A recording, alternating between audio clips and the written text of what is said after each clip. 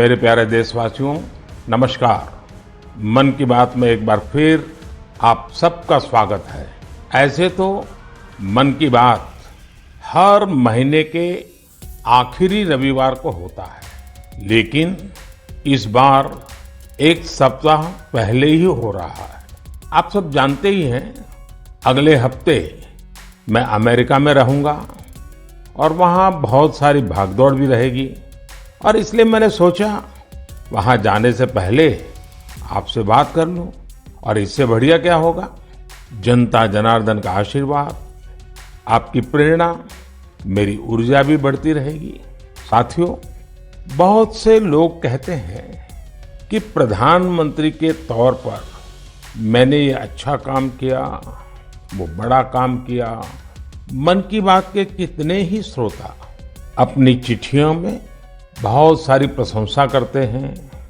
कोई कहता है ये किया, कोई कहता है वो किया, ये अच्छा किया, ये ज्यादा अच्छा किया, ये बढ़िया किया। लेकिन मैं जब भारत के सामान्य मानवी के प्रयास, उनकी मेहनत, उनकी इच्छा शक्ति को देखता हूं तो खुद अपने आप अभिभूत हो जाता हूं। बड़े से बड़ा लक्ष्य हो, कठिन से कठिन चुनौती हो, भारत के लोगों का सामूहिक बल, सामूहिक शक्ति हर चुनौती का हल निकाल देता है। अभी हमने 2-3 दिन पहले देखा कि देश के पश्चिमी छोर पर कितना बड़ा साइक्लोन आया। तेज चलने वाली हवाएं, तेज बारिश, साइक्लोन बिपरजॉय ने कच्छ में कितना कुछ तहस नहस कर दिया। लेकिन कच्छ के लोगों ने जिस हिम्मत और तैयारी के साथ इतने खतरनाक साइक्लोन का मुकाबला किया, वो भी उतना ही अभूतपूर्व है। 2 दिन बाद ही कच्छ के लोग अपना नया वर्ष यानी आषाढ़ी बीज भी मनाने जा रहे हैं। ये भी संयोग है कि आषाढ़ी बीज कच्छ में वर्षा की शुरुआत का प्रतीक माना जाता है। मैं इतने साल कच्छ आता जाता रहा हूं, वहां के लोगों की सेवा करने का मुझे सौभाग्य भी मिला है और इसके लिए कच्छ के लोगों का हौसला और उनकी जिजीविषा के बारे में मैं अच्छी तरह जानता हूं। 2 दशक पहले के विनाशकारी भूकंप के बाद जिस कच्छ के बारे में कहा जाता था वो कभी उठ नहीं पाएगा, आज वही जिला देश के तेजी से विकसित होते जिलों में से एक है। मुझे विश्वास है साइक्लोन बिपरजॉय ने जो तबाही मचाई है, उससे भी कच्छ के लोग बहुत तेजी से उभर जाएंगे। साथियों, प्राकृतिक आपदाओं पर किसी का जोर नहीं होता, लेकिन बीते वर्षों में भारत ने आपदा प्रबंधन की जो ताकत विकसित की है, वो आज एक उदाहरण बन रही है। प्राकृतिक आपदाओं से मुकाबला करने का एक बड़ा तरीका है प्रकृति का संरक्षण। आजकल मॉनसून के समय में तो इस दिशा में हमारी जिम्मेदारी और भी बढ़ जाती है। इसीलिए ही आज देश कैच द रेन जैसे अभियानों के जरिए सामूहिक प्रयास कर रहा है। पिछले महीने मन की बात में ही हमने जल संरक्षण से जुड़े स्टार्टअप्स की चर्चा की थी। इस बार भी मुझे चिट्ठी लिखकर कई ऐसे लोगों के बारे में बताया गया है जो पानी की एक एक बूंद बचाने के लिए जी जान से लगे हैं। ऐसे ही एक साथी हैं यूपी के बांदा जिले के तुलसीराम यादव जी। तुलसीराम यादव जी लुकतरा ग्राम पंचायत के प्रधान हैं। आप भी जानते हैं कि बांदा और बुंदेलखंड क्षेत्र में पानी को लेकर कितनी कठिनाइयां रही है। इस चुनौती से पार पाने के लिए तुलसीराम जी ने गांव के लोगों को साथ लेकर इलाके में 40 से ज्यादा तालाब बनवाए हैं। तुलसीराम जी ने अपनी मुहिम का आधार बनाया है खेत का पानी खेत में, गांव का पानी गांव में।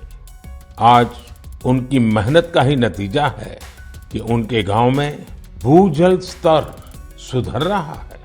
ऐसे ही यूपी के हापुड़ जिले में लोगों ने मिलकर के एक विलुप्त नदी को पुनर्जीवित किया है। यहाँ काफी समय पहले नीम नाम की एक नदी हुआ करती थी। समय के साथ वो लुप्त हो गई, लेकिन स्थानीय स्मृतियां और जन कथाओं में उसे हमेशा याद किया जाता रहा। आखिरकार लोगों ने अपनी इस प्राकृतिक धरोहर को फिर से सजीव करने की ठानी। लोगों के सामूहिक प्रयास से अब नीम नदी फिर से जीवंत होने लगी है। नदी के उद्गम स्थल को अमृत सरोवर के तौर भी विकसित किया जा रहा है। साथियों, ये नदी, नहर, सरोवर ये केवल जल स्रोत ही नहीं होते हैं, बल्कि इनसे जीवन के रंग और भावनाएं भी जुड़ी होती हैं। ऐसा ही एक दृश्य अभी कुछ ही दिन पहले महाराष्ट्र में देखने को मिला। ये इलाका ज्यादातर सूखे की चपेट में रहता है। 5 दशक के इंतजार के बाद यहाँ नीलवंडे डैम की कैनाल का काम अब पूरा हो रहा है। कुछ दिन पहले टेस्टिंग के दौरान कैनाल में पानी छोड़ा गया था। इस दौरान जो तस्वीरें आई वो वाकई भावुक करने वाली थी। गांव के लोग ऐसे झूम रहे थे जैसे होली दिवाली का त्योहार हो। साथियों, जब प्रबंधन की बात हो रही है तो मैं आज छत्रपति शिवाजी महाराज को भी याद करूंगा। छत्रपति शिवाजी महाराज की वीरता के साथ ही उनकी गवर्नेंस और उनके प्रबंध कौशल से भी बहुत कुछ सीखने को मिलता है। विशेषकर जल प्रबंधन और नौसेना को लेकर छत्रपति शिवाजी महाराज ने जो कार्य किए वो आज भी भारतीय इतिहास का गौरव बढ़ाते हैं। उनके बनाए जल दुर्ग इतनी शताब्दियों बाद भी समंदर के बीच में आज भी शान से खड़े हैं। इस महीने की शुरुआत में ही छत्रपति शिवाजी महाराज के राज्याभिषेक के 350 वर्ष पूरे हुए हैं। इस अवसर को एक बड़े पर्व के रूप में मनाया जा रहा है।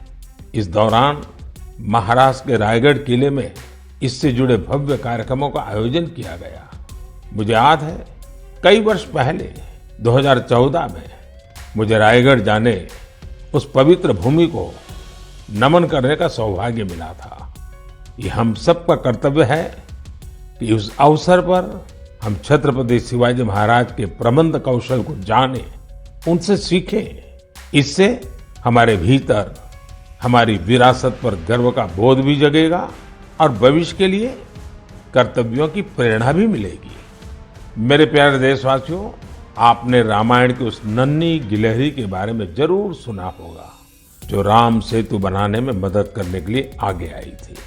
कहने का मतलब ये कि जब नीयत साफ हो, प्रयासों में ईमानदारी हो, तो फिर कोई भी लक्ष्य कठिन नहीं रहता।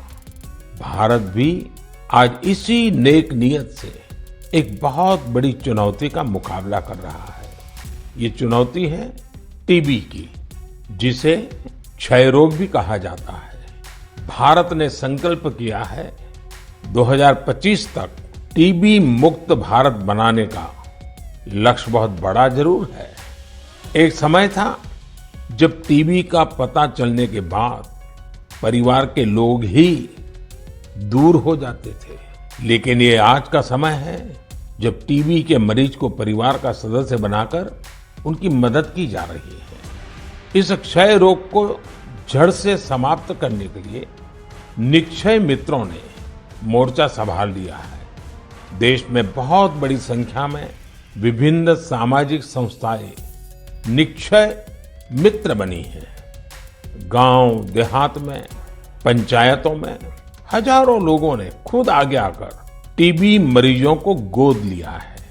कितने ही बच्चे हैं जो टीबी मरीजों की मदद के लिए आगे आए हैं। ये जन भागीदारी ही इस अभियान की सबसे बड़ी ताकत है। इसी भागीदारी की वजह से आज देश में 10 लाख से ज्यादा टीबी मरीजों को गोद लिया जा चुका है। और ये पुण्य का काम किया है करीब 85,000 निक्षय मित्रों ने। मुझे खुशी है कि देश के कई सरपंचों ने, ग्राम प्रधानों ने भी ये बीड़ा उठा लिया है कि वो अपने गांव में टीबी को समाप्त करके ही रहेंगे। नैनीताल के एक गांव के निक्षय मित्र श्रीमान दिकर सिंह मेवाड़ी जी ने टीबी के 6 मरीजों को गोद लिया है। ऐसे ही किन्नौर की एक ग्राम पंचायत के प्रधान निक्षय मित्र श्रीमान ज्ञान सिंह जी भी अपने ब्लॉक में टीबी मरीजों को हर जरूरी सहायता उपलब्ध कराने में जुटे हैं। भारत को टीबी मुक्त बनाने की मुहिम में हमारे बच्चे और युवा साथी भी पीछे नहीं है। हिमाचल प्रदेश के ऊना की 7 साल की बेटी नलिनी सिंह का कमाल देखिए। बिटिया नलिनी अपनी पॉकेट मनी से टीबी मरीजों की मदद कर रही है। आप जानते हैं कि बच्चों को गुल्लक से कितना प्यार होता है, लेकिन एमपी के कटनी जिले की 13 साल की मीनाक्षी और पश्चिम बंगाल के डायमंड हार्बर के 11 साल के बश्वर मुखर्जी दोनों ही कुछ अलग ही बच्चे हैं। इन दोनों बच्चों ने अपने गुल्लक के पैसे भी टीबी मुक्त भारत के अभियान में लगा दिए हैं। ये सभी उदाहरण भावुकता से भरे होने के साथ ही बहुत प्रेरक भी हैं। कम उम्र में बड़ी सोच रखने वाले इन सभी बच्चों की मैं हृदय से प्रशंसा करता हूं। मेरे प्यारे देशवासियों, हम भारतवासियों का स्वभाव होता है कि हम हमेशा नए विचारों के स्वागत के लिए तैयार रहते हैं। हम अपनी चीजों से प्रेम करते हैं और नई चीजों को आत्मसात भी करते हैं। इसी का एक उदाहरण है जापान की तकनीक मियावाकी। अगर किसी जगह की मिट्टी उपजाऊ नहीं रही हो तो मियावाकी तकनीक उस क्षेत्र को फिर से हरा भरा करने का बहुत अच्छा तरीका होती है। मियावाकी जंगल तेजी से फैलते हैं और 2-3 दशक में जैव विविधता का केंद्र बन जाते हैं। अब इसका प्रसार बहुत तेजी से भारत के भी अलग अलग हिस्सों में हो रहा है। हमारे यहाँ केरला के एक टीचर श्रीमान राफी रामनाथ जी ने इस तकनीक से एक इलाके की तस्वीर ही बदल दी।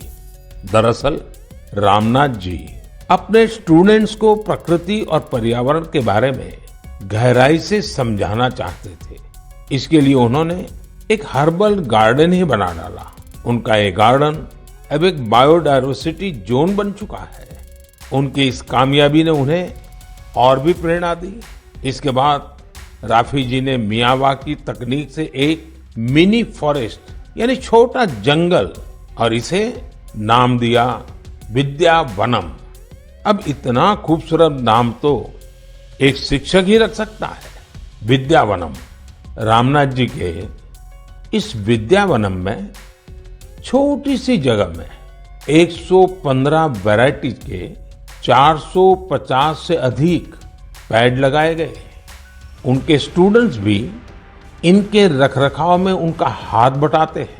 इस खूबसूरत जगह को देखने के लिए आसपास के स्कूली बच्चे, आम नागरिक काफी भीड़ उमड़ती है। मियावाकी जंगलों को किसी भी जगह, यहाँ तक कि शहरों में भी आसानी से उगाया जा सकता है। कुछ समय पहले ही मैंने गुजरात में केवड़िया एकता नगर में मियावाकी फॉरेस्ट का उद्घाटन किया था।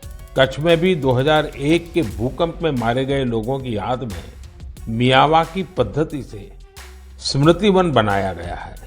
कच्छ जैसी जगह पर इसका सफल होना ये बताता है कि मुश्किल से मुश्किल प्राकृतिक परिवेश में भी ये तकनीक कितनी प्रभावी है। इसी तरह अंबाजी और पावागढ़ में भी मियावाकी मेथड से पौधे लगाए गए हैं। मुझे पता चला है कि लखनऊ के अलीगंज में भी एक मियावाकी उद्यान तैयार किया जा रहा है। पिछले 4 साल में मुंबई और उसके आसपास के इलाकों में ऐसे 60 से ज्यादा जंगलों पर काम किया गया है। अब तो ये टेक्निक पूरी दुनिया में पसंद की जा रही है। सिंगापुर, पेरिस, ऑस्ट्रेलिया, मलेशिया जैसे कितने ही देशों में इसका बड़े पैमाने पर उपयोग हो रहा है। मैं देशवासियों से, खासकर शहरों में रहने वाले लोगों से आग्रह करूंगा कि वे मियावाकी पद्धति के बारे में जरूर जानने का प्रयास करें। इसके जरिए आप अपनी धरती और प्रकृति को हरा भरा और स्वच्छ बनाने में अमूल्य योगदान दे सकते हैं। मेरे प्यारे देशवासियों, आजकल हमारे देश में जम्मू कश्मीर की खूब चर्चा होती है। कभी बढ़ते पर्यटन के कारण, तो कभी G20 के शानदार आयोजनों के कारण। कुछ समय पहले मैंने मन की बात में आपको बताया था कि कैसे कश्मीर के नादरू देश के बाहर भी पसंद किए जा रहे हैं। अब जम्मू कश्मीर के बारामूला जिले के लोगों ने एक कमाल कर दिखाया है। बारामूला में खेतीबाड़ी तो काफी समय से होती है, लेकिन यहाँ दूध की कमी रहती थी। बारामूला के लोगों ने इस चुनौती को एक अवसर के रूप में लिया। यहाँ बड़ी संख्या में लोगों ने डेयरी का काम शुरू किया।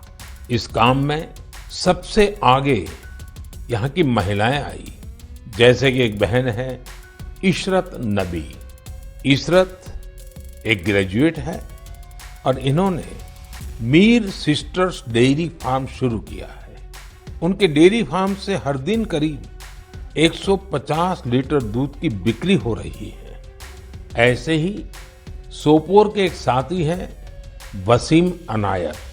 वसीम के पास 2 दर्जन से ज्यादा पशु हैं और वो हर दिन 200 लीटर से ज्यादा दूध बेचते हैं। एक और युवा आबिद हुसैन भी डेयरी का काम कर रहे हैं।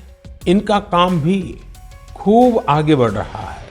ऐसे लोगों की मेहनत की वजह से ही आज बारामूला में हर रोज 5.5 लाख लीटर दूध उत्पादन हो रहा है। पूरा बारामूला एक नई श्वेत क्रांति की पहचान बन रहा है। पिछले 2.5-3 वर्षों में यहाँ 500 से ज्यादा डेयरी यूनिट्स लगी है। बारामूला की डेयरी इंडस्ट्री इस बात की गवाह है कि हमारे देश का हर हिस्सा कितनी संभावनाओं से भरा हुआ है। किसी क्षेत्र के लोगों की सामूहिक इच्छा शक्ति कोई भी लक्ष्य प्राप्त करके दिखा सकती है। मेरे प्यारे देशवासियों, इसी महीने खेल जगत से भारत के लिए कई बड़ी खुशखबरियां आई हैं। भारत की टीम ने पहली बार विमेन्स जूनियर एशिया कप जीतकर तिरंगे की शान बढ़ाई है। इसी महीने हमारी मेंस हॉकी टीम ने भी जूनियर एशिया कप जीता है।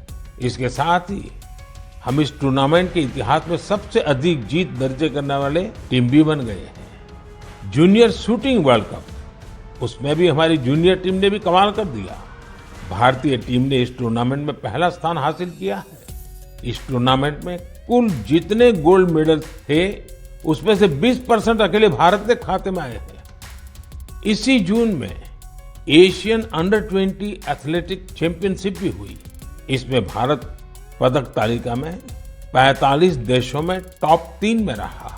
साथियों, पहले एक समय होता था जब हमें अंतर्राष्ट्रीय आयोजनों के बारे में पता तो चलता था, लेकिन उनमें अक्सर भारत का कहीं कोई नाम नहीं होता था। लेकिन आज मैं केवल पिछले कुछ सप्ताह की सफलताओं का जिक्र कर रहा हूं, तो भी लिस्ट इतनी लंबी हो जाती है।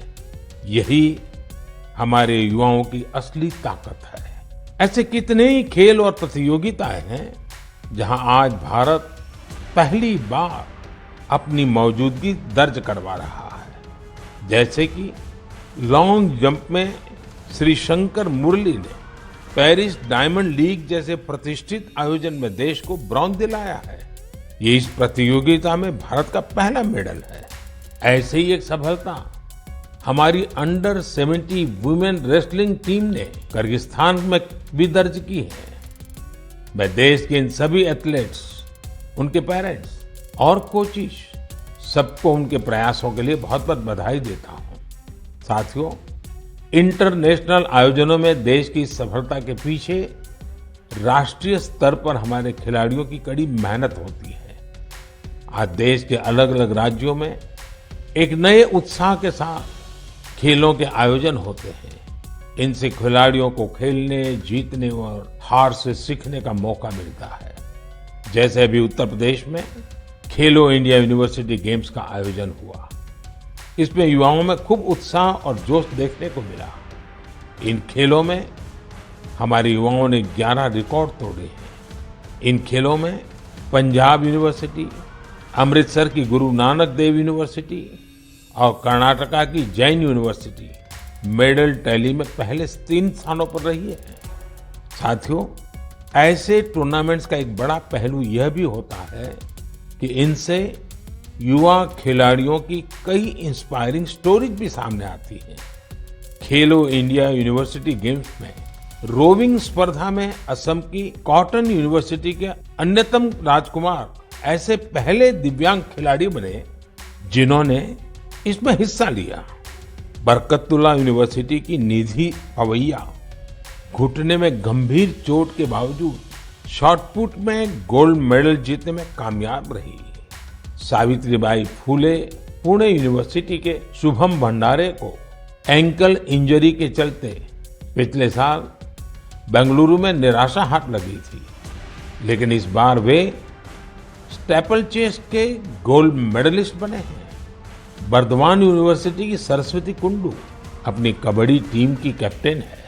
वे कई मुश्किलों को पार कर यहां तक पहुंची है। बेहतरीन प्रदर्शन करने वाले बहुत सारे एथलीट्स को टॉप स्कीम से भी बहुत मदद मिल रही है। हमारे खिलाड़ी जितना खेलेंगे उतना ही खिलेंगे। मेरे प्यारे देशवासियों, 21 जून भी अब आ ही गई है। इस बार भी विश्व के कोने कोने में लोग अंतर्राष्ट्रीय योग दिवस का उत्सुकता से इंतजार कर रहे हैं। इस वर्ष योग दिवस की थीम है योगा फॉर वसुधैव कुटुंबकम, यानी एक विश्व एक परिवार के रूप में सबके कल्याण के लिए योग। यह योग की उस भावना को व्यक्त करता है जो सबको जोड़ने वाली और साथ लेकर चलने वाली है। हर बार की तरह इस बार भी देश के कोने कोने में योग से जुड़े कार्यक्रम आयोजित किए जाएंगे। साथियों, इस बार मुझे न्यूयॉर्क के संयुक्त राष्ट्र मुख्यालय यूएन में होने वाले योग दिवस कार्यक्रम में शामिल होने का अवसर मिलेगा। मैं देख रहा हूं कि सोशल मीडिया पर भी योग दिवस को लेकर गजब का उत्साह दिख रहा है। साथियों, मेरा आप सभी से आग्रह है कि आप योग को अपने जीवन में जरूर अपनाएं, इसे अपनी दिनचर्या का हिस्सा बनाएं।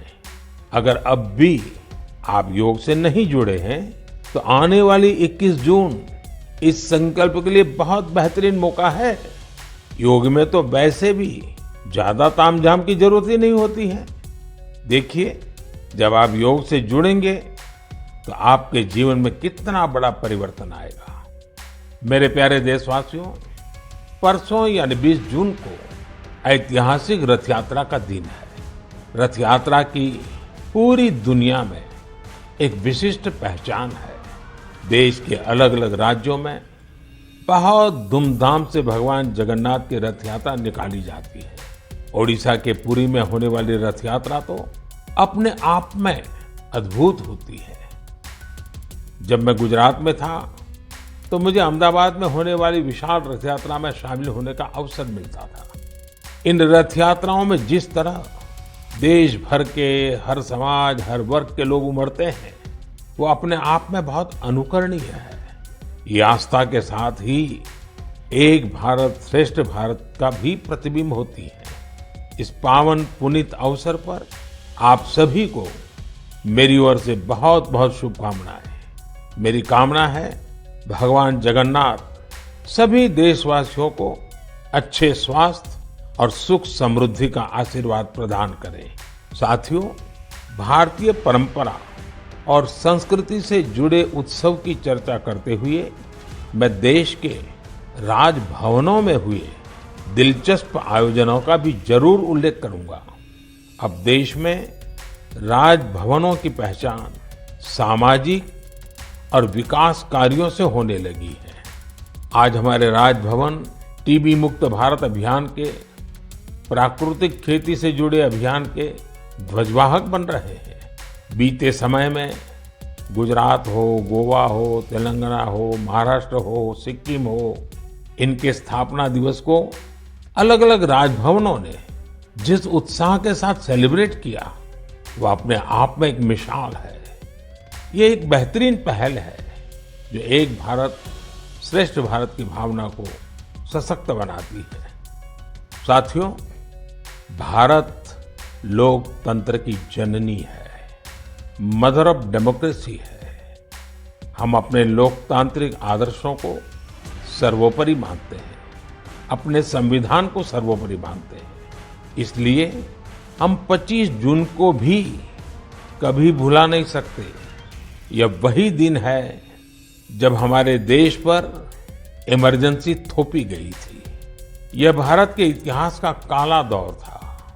लाखों लोगों ने इमरजेंसी का पूरी ताकत से विरोध किया था। लोकतंत्र के समर्थकों पर उस दौरान इतना अत्याचार किया गया, इतनी यातनाएं दी गई कि आज भी मन सिहर उठता है।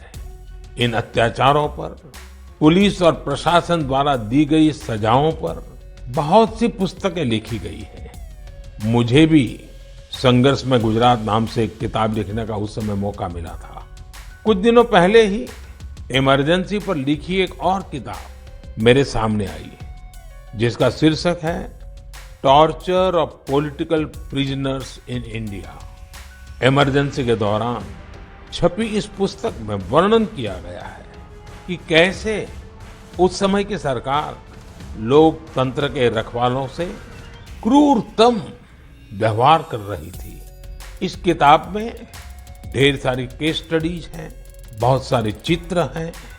मैं चाहूंगा कि आज जब हम आजादी का अमृत महोत्सव मना रहे हैं तो देश की आजादी को खतरे में डालने वाले ऐसे अपराधों का भी जरूर अवलोकन करें।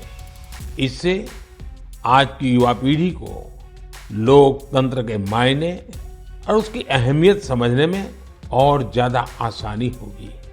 मेरे प्यारे देशवासियों, मन की बात रंग बिरंगे मोतियों से सजी एक सुंदर माला है, जिसका हर मोती अपने आप में अनूठा और अनमोल है। इस कार्यक्रम का हर एपिसोड बहुत ही जीवंत होता है, हमें सामूहिकता की भावना के साथ साथ समाज के प्रति कर्तव्य भाव और सेवा भाव से भरता है।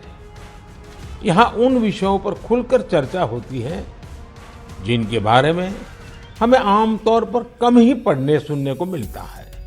हम अक्सर देखते हैं कि मन की बात में किसी विषय का जिक्र होने के बाद कैसे अनेकों देशवासियों को नई प्रेरणा मिली। हाल ही में मुझे देश की प्रसिद्ध भारतीय शास्त्रीय नृत्यांगना आनंदा शंकर जयंत का एक पत्र मिला। अपने पत्र में उन्होंने मन की बात के उस एपिसोड के बारे में लिखा है जिसमें हमने स्टोरी टेलिंग के बारे में चर्चा की थी। उस कार्यक्रम में हमने इस फील्ड से जुड़े लोगों की प्रतिभा को एक्नॉलेज किया था। मन की बात के उस कार्यक्रम से प्रेरित होकर आनंदा शंकर जयंत ने कुट्टी कहानी तैयार की है। ये बच्चों के लिए अलग अलग भाषाओं की कहानियों का एक बेहतरीन संग्रह है। यह प्रयास इसलिए भी बहुत अच्छा है क्योंकि इससे हमारे बच्चों का अपनी संस्कृति से लगाव और गहरा होता है। उन्होंने इन कहानियों के कुछ इंटरेस्टिंग वीडियोस अपने YouTube चैनल पर भी अपलोड किए हैं। मैंने आनंदा शंकर जयंत के इस प्रयास की विशेष तौर पर इसलिए चर्चा की क्योंकि ये देखकर मुझे बहुत अच्छा लगा कि कैसे देशवासियों के अच्छे काम दूसरों को भी प्रेरित कर रहे हैं। इससे सीखकर वे भी अपने हुनर से देश और समाज के लिए कुछ बेहतर करने की कोशिश करते हैं। यही तो हम भारतवासियों का वो कलेक्टिव पावर है जो देश की प्रगति में नई शक्ति भर रही है। मेरे प्यारे देशवासियों, इस बार मन की बात में मेरे साथ इतना ही। अगली बार नए विषयों के साथ आपसे फिर मुलाकात होगी। बारिश का समय है, इसलिए अपने स्वास्थ्य का खूब ध्यान रखिए, संतुलित खाइए और स्वस्थ रहिए। हाँ, योगा जरूर कीजिए। अब कई स्कूलों में गर्मी की छुट्टियां भी खत्म होने को है। मैं बच्चों से भी कहूंगा कि होमवर्क लास्ट दिन के लिए पेंडिंग ना रखें। काम खत्म करिए और निश्चिंत रहिए। बहुत बहुत धन्यवाद।